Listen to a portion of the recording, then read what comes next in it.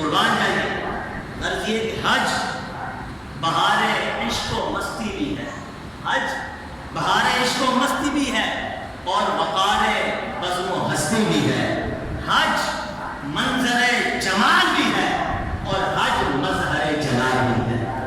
یہ ساری چیزیں ہمیں فلسفہ حج میں نظر آتی ہیں۔ اب اگر آپ سے کوئی سوال کرے حج کیا ہے تو صوفیہ فرماتے ہیں اگر تم اس کو فلسفہ حج سمجھانا چاہتے ہو تو یوں کہہ لو حج قصد اور زیارت کو کہتے ہیں، سفر حج سفر آخرت ہے، احرام در حقیقت میں لباس میت ہے۔ احرام کیا ہے در حقیقت میں؟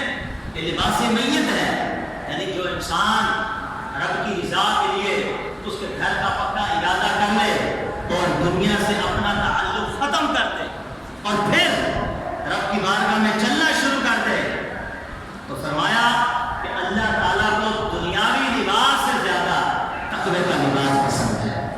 قرآن اس کا شاہد ہے، وَلِبَاسُ تَقْوَىٰ ذَٰلِكَ خَيْرٌ، فرمایا تقوی کا لباس یہ بہترین لباس ہے۔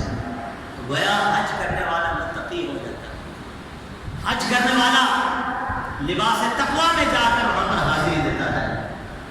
تو لہذا ایسا کیوں ہوتا ہے؟ دراصل اللہ چاہتا ہے کہ امیر اور غریب میں تفاوت نہ رہے، امیر اور غریب میں تفاوت نہ رہے، بندہ اور صاحب ایک ہو جائیں، محتاج اور فقیر کا امتیاز اٹھ جائے، شاہ و گدا کی تفریق باقی نہ رہے، کالے اور گورے کی تمیز ختم ہو جائے، رنگ و نسل کے تفرق مٹ جائیں، ذات پات کے بندھن ٹوٹ جائیں اور مسلمان ایک وحدت بن جائیں۔ جبھی تو کسی نے مولانا جامی رحمۃ اللہ تعالیٰ نے فارسی میں فرماتے ہیں بندہ عشق شدی ترک نسب کن جامی کہ دری راہ فلاں ابن فلاں چیزیں نیست۔ ادب اور عشق کا حسین تصور ہمیں فلسفہ حج میں نظر آتا ہے۔ قربان جائیے کہ حج کی ابتدا یہ ادب سے ہوتی ہے اور حج کی انتہا یہ عشق و مصطفیٰ میں ہوتی ہے۔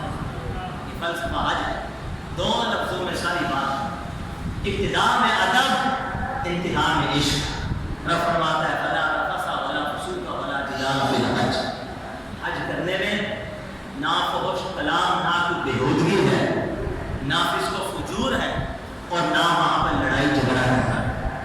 ادب سے چونکہ ابتدا ہے تو فرماتا یا ایھا الذین آمنوا لا تقتلوا الصید وانتم حرم، اے ایمان والو احرام کی حالت میں ہرگز شکار نہ کرنا۔ تو جو رب حرم کے جانوروں کا ادب سکھا رہا ہے، جو رب حرم کے جانوروں کا ادب سکھا رہا ہے تو اس سے انسان کو سمجھ آنا چاہیے کہ کعبۃ اللہ کا ادب کتنا معنی رکھتا ہے، مسجد حرم کا ادب کتنا معنی رکھتا ہے، مسجد حرام کا حرم ہو یعنی چاہے مکے کا حرم ہو چاہے مدینے کا حرم ہو، یہ ساری چیزیں اپنے اندر ادب کو رکھتی ہیں۔ ابتدا حج کی ادب سے ہو جاتی ہے اور جب سرکار اعلیٰ حضرت نے فرمایا حرم کی زمین اور ادب رکھ کے چلنا، ارے سر کا موقع ہے وہ جانے والے، یہ جانے والے یہ تو وہ حرم کی زمین ہے کہ جہاں پہ سر رکھ کر چلا جائے تو بھی کم ہے، تو قدم رکھ کر چل رہا۔ حرم ایسی چیز ہے اور کہ جب حجاج کرام نیت کر کے احرام باندھ کے نیت کرتے ہیں تو تلبیہ بھی پڑھتے ہیں۔ آئیے صوفیانہ انداز میں سنتے ہیں یہ تلبیہ کیا چیز ہے؟ یہ عاشقوں کا نعرہ مستانہ ہے، یہ مستوں کا پرکیف ترانہ ہے، سب ایک ہی محمیت میں ہے، کوئی غریب ہو یا امیر، مالدار ہو یا فقیر، وزیر ہو یا مشیر، سکندر ہو یا قلندر، ایک ہی لباس میں ملبوس، ایک ہی قید میں محبوس، نشہ عشق میں مدہوش، لبیک کے نعروں سے پردوش ہوتے ہیں۔ نعرہ تلبیہ، تکبیر تلبیہ کیا چیز ہے؟ فرمایا ان کے رخ سے پردہ اٹھ جائے تو پھر معلوم ہو کس کو کتنی بے خودی ہے، کس کو کتنا ہوش ہے۔ وہ دیکھو عشق و محبت کے قافلے، فلسفہ حج سمجھا رہا ہوں۔ کاش کہ آپ میرے ساتھ تصور ہی میں لبیک کہتے ہوئے حرم شریف میں پہنچے.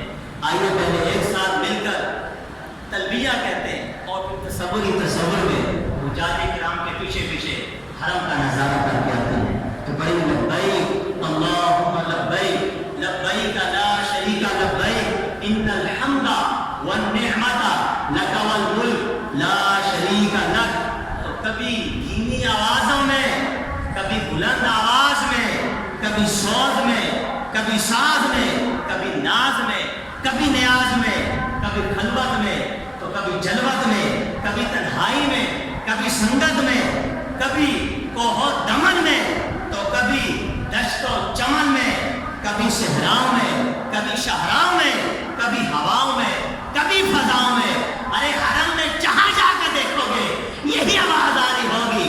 بلند آواز سے بولو لبیک اللہم لبیک لبیک لا شریک لک لبیک ان الحمد والنعمت لک والملک لا شریک لک. ارے یہ کیا ہو رہا ہے؟ سب کو ایک ہی لگن ہے، ہر کوئی مگن ہے، ایک ہی صدا ہے، ایک ہی ندا ہے، ایک ہی دعا ہے، ایک ہی التجا ہے، ایک ہی انداز ہے، ایک ہی آواز ہے. لبیک اللہم لبیک لبیک لا شریک لک لبیک ان الحمد والنعمت لک والملک لا شریک لک.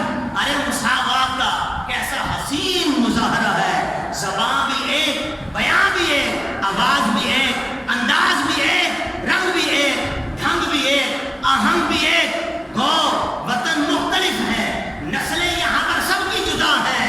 ارے شکلیں بھی جدا ہیں، کوئی عربی ہے، کوئی عجمی ہے، کوئی رومی ہے، کوئی حبشی ہے، کوئی افغانی ہے، کوئی ایرانی ہے، کوئی کشمیری ہے، کوئی پاکستانی ہے.